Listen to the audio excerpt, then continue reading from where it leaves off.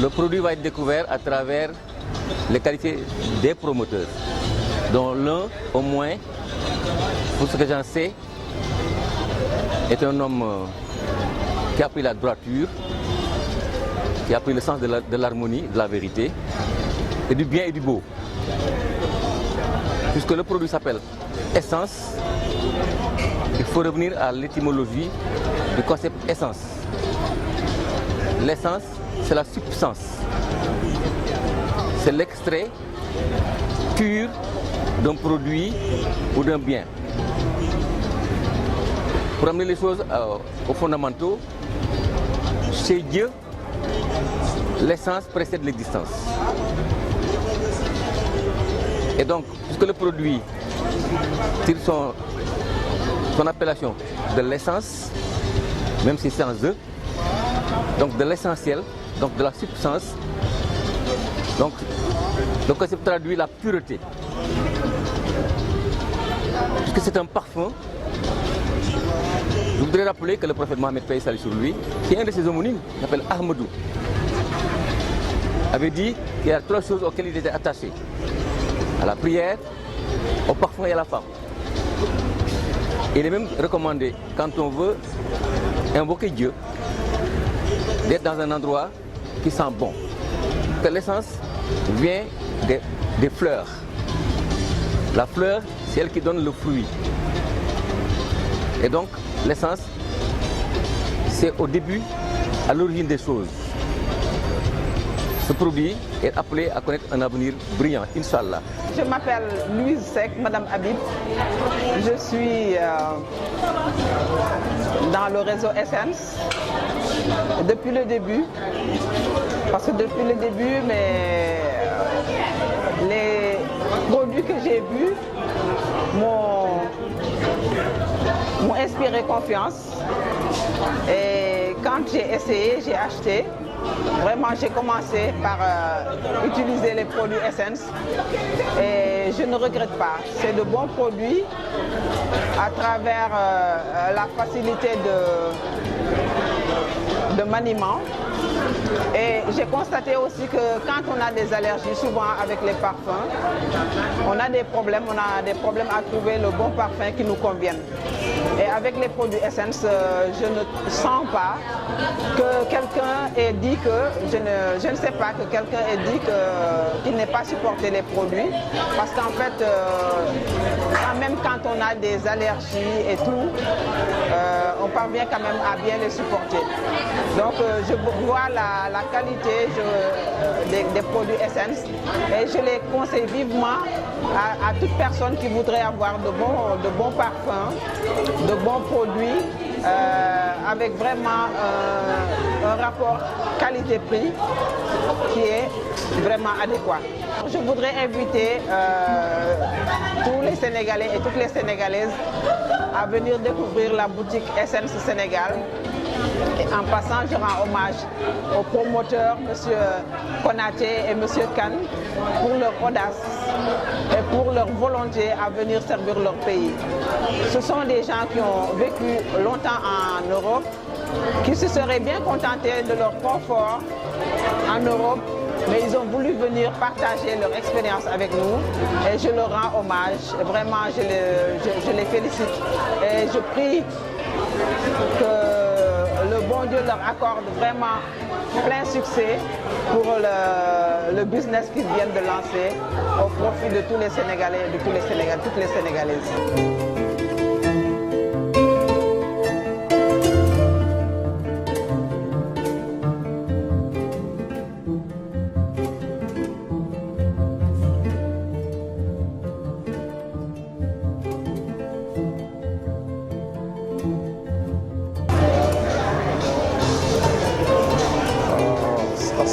alaikum wa rahmatullah.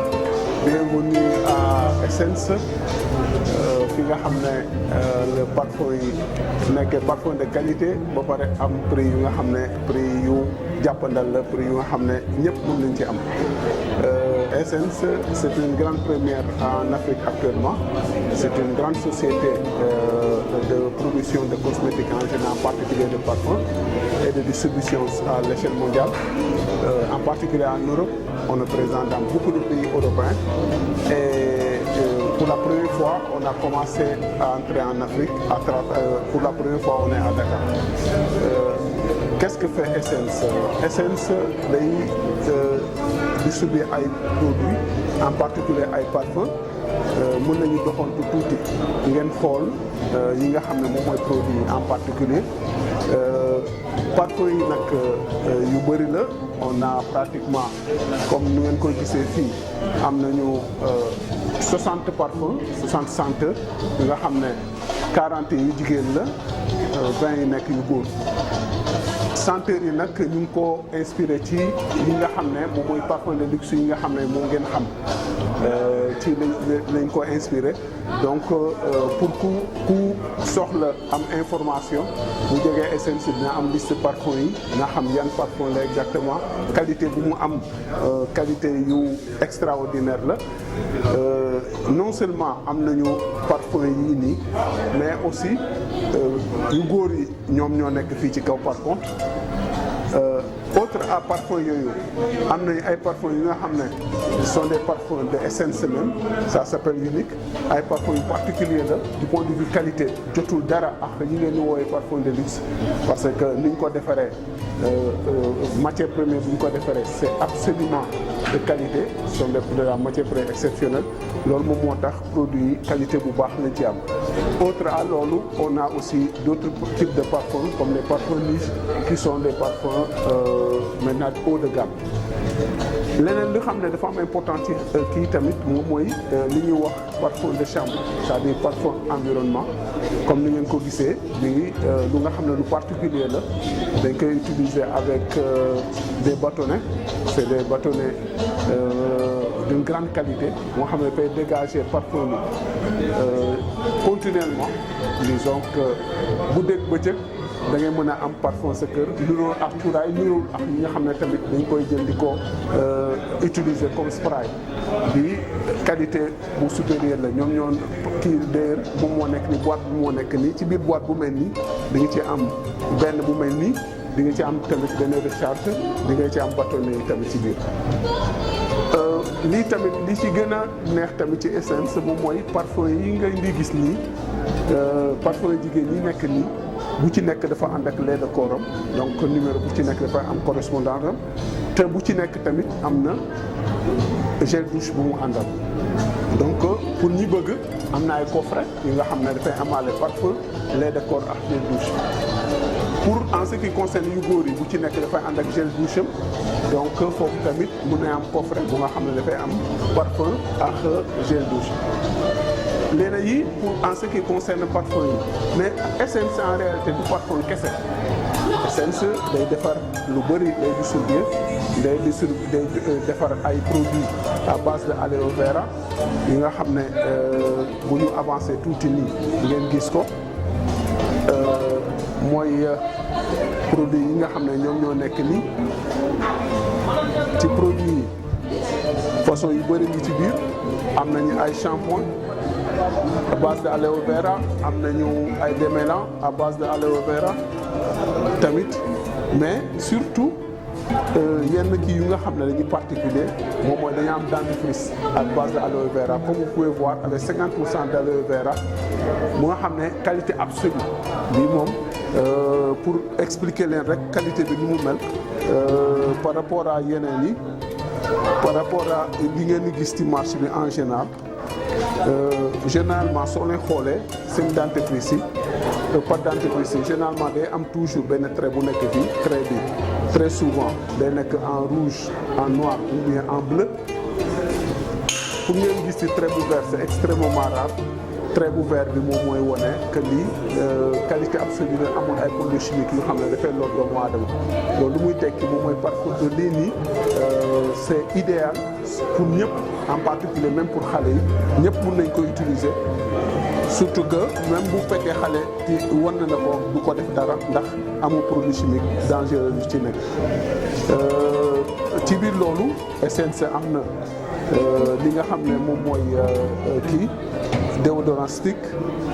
comme ni ngeen ko gisee, am nañu tamit aftershave, am nañu mousse à raser, mais am nañu tamit aloe vera bi nga xam ne dañ koy naan ak qualité bi nga xam ne qualité supérieure. Mais surtout am nañ tamit ci biir aloe vera yu ñuy naan am nañ ci benn bu particulier bu nga xam ne ay capsule la nekk. soo leen xoolee ni ay capsule lay nekk ba pare amaale lu ñuy wax Q10, c'est-à-dire qualité supérieure mu nga xam ne c'est extrêmement bien pour ki nga xam ne dafay def travaux yu kii day liggéey intensément en général day wàññi lu bëri ci fatigue. léegi pour ma expliquer leen aussi bu baax Essence ma xool rek même fii nii am na yaourt ceer pour produit yaourt par exemple ak benn qualité bi mais Essence nu muy liggéey surtout moo gën a intéressant naka lay liggéey Essence système multilevel marketing lay def. Qu'est-ce que ça veut dire? Ça veut dire que Essence du jaay ci magasin Essence yéen lay utiliser, yéen la bëgg ngeen jaay, yéen la bëgg ngeen bénéficier, yéen la bëgg ngeen gagner xaalis et non jël ko yóbbu ko ci benn magasin. looloo tax Essence mu privilégié ku ci nekk ci yéen pour que ngeen mën a utiliser produit Essence pour liggéey ci. loolu lan lay tekki mooy ku nekk ci yéen mën na ñëw dugg inscrire Essence bu inscrire Essence privilège bu mu njëkk a am moom mooy day mën a jënd produit à un prix bas dans le sens que dina mën a épargner minimum d'un épargne sur les 28%. loolu lan lay signifier mooy nit ki boo ko jëndee loolu mun nga ko jëndoo pour utiliser ko mun nga ko jënd ba pare jaayaat ko. jaay boobu mooy lii gën a intéressant ci Essence. moo joxe exemple tey sunu parfum yi boo ko demee di ko jënd ci revendeur 15000 nga koy jëndee mais yow boo inscrire 11000 nga koy jëndee boo ko jëndee 11000 am nga droit jaay ko 15000 looloo tax ñu am revendeur yu bëri ñuy ñëw di participer di inscrire pour mën a jënd jaayaat mais lii am nit tamit mun na inscrire seulement pour utiliser ko li nga inscrire pour am seulement épargne. donc loolu am na ñu koy def ñu ñuy woowee famille Essence am na ñoo xam ne tey seen kër Essence la ñuy utiliser pour parce que ñun ñëpp dinañu diw ñun ñëpp dinañu parfumé ñun ñëpp dinañ def déodorant ñun ñëpp dinañu brosse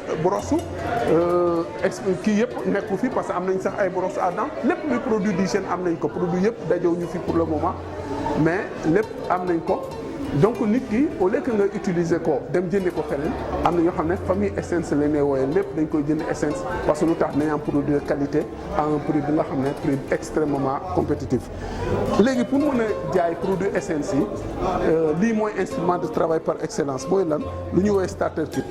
fii am nga échantillon yëpp mooy produit parfum yi ñu leen wonoon fii parfum yi yëpp ñu ngi ci biir 60 parfum la li nit ki da koy yor nii rek tranquillement donc su demee ci benn client mu won ko kooku su intéressé xam benn parfum mu daal di ko essayer bu ko intéressé mu jaay ko donc comme vous voyez lii c'est quelque chose bu nga xam ne c'est l'instrument de travail par excellence donc képp ku dugg Essence il faut que nga yor lii boo ko yorwul doo mën a jaay les produits Essence. leneen li nga xam ne moom moo tax a jóg Essence mooy li ñuy wax le système de réseau. Qu'est-ce que ça veut dire? Ça veut dire que nit ki comme je disais nit ki mun na dugg Essence pour jënd mun na dugg Essence pour jaay mais bu ko neexee day dugg Essence surtout pour créer réseau. Qu'est-ce que ça veut dire? Pour créer réseau ça veut dire que day créer li nga xam ne ay nit ñooy dugg ci suufam c'est-à-dire day inscrire ay nit bu nit yi duggee ñu commencé jënd di jaay ñoom tamit wala ñuy jënd di consommer bu ñuy jënd saa yu ñuy jëndee dara dañuy accumuler ay points par exemple moo jox exemple parfum bu nekk 11 points la yeneen produit boo gis rek am na ay nombre de points donc su ñu jëndee loolu points yooyu yow mi leen inscrire da ngay am ci points yooyu léegi nag points yooyu nag boo koy accumuler dañ la koy transformer en commission chaque mois da ngay fayee ko indépendamment yow du nga jaay mun nga dugg sax bañ a jaay dara mais tant que ñi yow yaa ngi dugal ay nit sa suuf ñoom ñu ngi consommer wala ñu ngi jaay et cetera yow da ngay am say points loolu moo tax réseau bi intéressant réseau bi nu mu intéressant sax dafa jéggi dayoo parce que dem na ba nga xam ne am na ñu xam ne tey à cause de réseau bi dañ dem ba di mën a gagner ay 2500 3000 voire même ñi xam ne ñoom ñoo gën a fës ci affaire bi gën a góorgóorlu ci affaire bi gën ci gën ko jox àqam ñoom dinañ dem ba di fay ko ay 8000 euros 10 000 euros ci weer bi te loolu réseau moo koy joxe parce que jënd ak jaay du la jox loolu parce que jënd ak jaay pour mu jox la lu day noonu parce que soo xalaatee ne parfum mu ne 4000 ngay gagné boo jaayee 18 parfum parce que lu tax moo wax 18 parce que soo jëlee 18 parfum dañ lay may ñett boo jëlee 14 parfum dañ lay may ñaar boo jëlee 18 parfum 8 parfum dañ lay may benn donc loolu intéressant la tamit mais même avec loolu soo jaayee 18 parfum di nga gagné 117 000 à peu près ngay gagné 117 000 même boo ci jaayee par exemple 10 ci weer bi tamit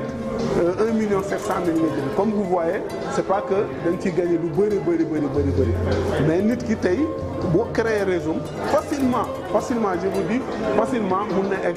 di fay ko ay 2500 3000 euros ci weer bi loolu amul benn kii jafe-jafe parce que tey ñiy créer ay réseau yu demee noonu ñu ngi gis loolu di bénéficier ci commission yi noonu tranquillement mais non seulement am na leneen lu ci gën a intéressant moom mooy bu fekkee nit ki dem na ba créer na réseau bi di fonctionner d'une certaine façon muy accumuler ay points am na points yoo xam ne bu ko amee déjà day am droit am benn oto benn Peugeot 200 bu weesoo foofu am na niveau bu nga xam ne bu fa eggee BMW sax lañ koy jox donc ngeen xam ne ñun système de multilevel marketing bi xam ne moom lañ utiliser système de vente à réseau bi c'est un système supérieur c'est-à-dire niroowul ak système yu bëri yi ngeen xam ne ngeen leen di gis fii nit yi ci nekk il faut le preuve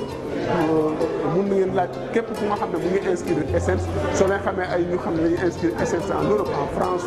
en Italie en Autriche en Slovénie en Allemagne un peu partout en Europe nit yaa ngi foofu di inscrire Essence di ci tedd tranquillement ci dëkk yooyu asamaan nag fii nii xam ne ñu ngi fi soog a dugg donc maa ngi woo ñëpp ñu jege si intéressé wu ci li nga xam ne ñun dañ leen koy indil parce que dañu ci gis njëriñ pour suñu dëkk nga xam ne fii suñ ko indee ñu bëri nañ ci mën a jàpp loolu moom mooy objectif bu tax ñu indi ko donc bëgg nañu li ci ñëw jàpp ci liggéey ci suturloo ci tranquillement et même plus mën a dañe li nga xam ne tey ci liggéey yu bëri doo ko mën a am c'est vrai amul lenn lu nga xam ne di nga ko def sans coono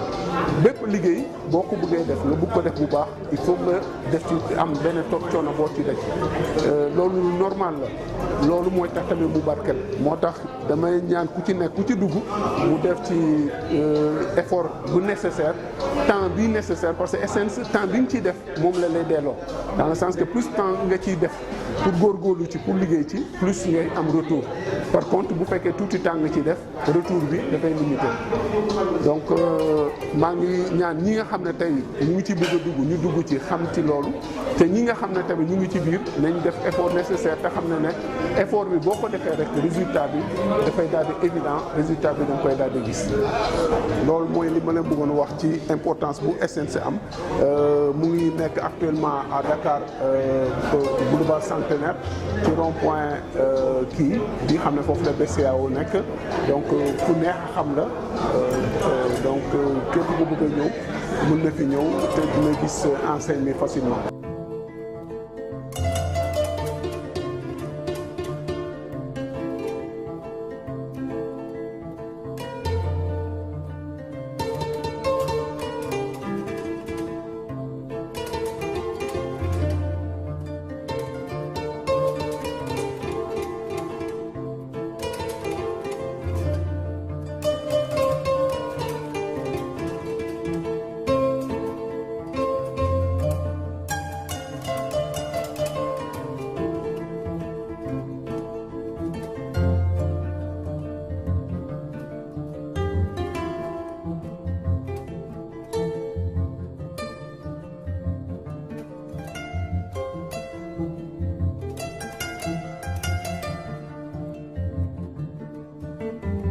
maa ngi tudd Néné Konaté, membre d'Essence depuis 2016 vraiment ñu ñëwoon tey jii nii ci ouverture bu magasin bi fii nii au boulevard de Gaulle donc ñu ne woon ma ne woon naa leen expliquer tuuti ci Essence. Vraiment, je vous invite tous à venir connaître les produits d'Essence, puisqu'il y a des produits intéressants, vraiment. Nous avons des parfums, des laits de porc, des bouddhis mixtes et d'autres produits. Donc, n'hésitez pas à rentrer dans le site et à vous inscrire, parce que vraiment, c'est un marketing de réseau et c'est l'avenir.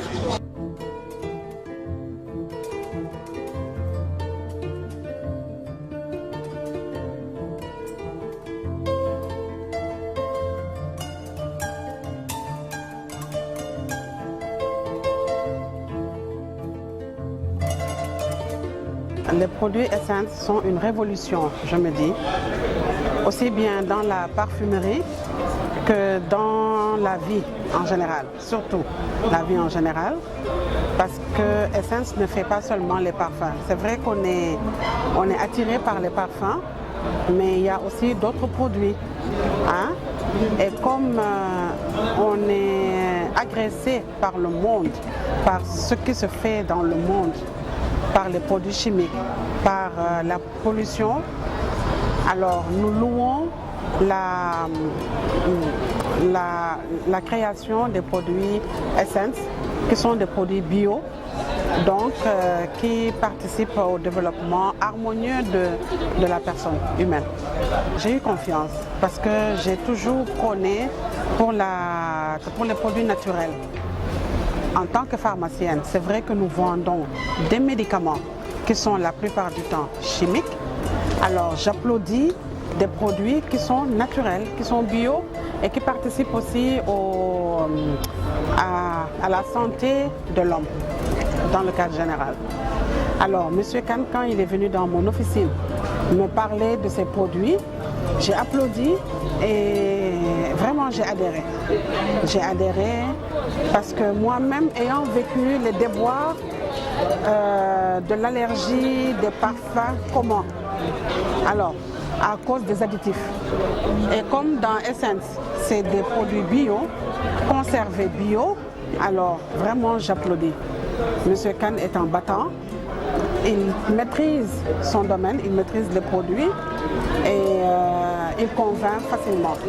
d'où mon adhésion très facile.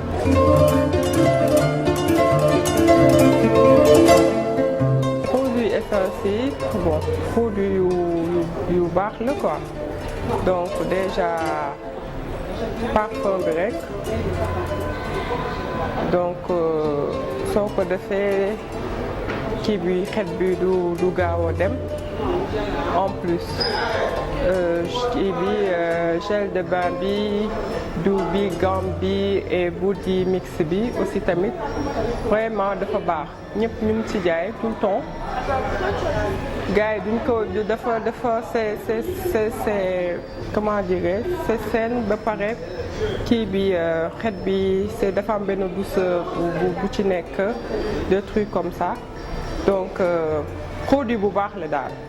franchement gars yi ku ma wax ñu ne ma vraiment prix bi déjà c'est très abordable donc ku nekk mën na ko mën a jënd pour mën ko utiliser.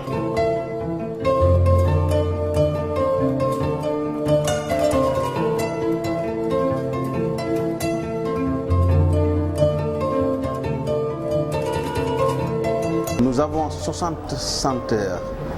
40 senteurs de femmes et 20 d'hommes. Au Sénégal particulièrement, on a deux nouveaux senteurs, le 159 et le 160, que nous partageons avec les Russes. Les parfums de femmes sont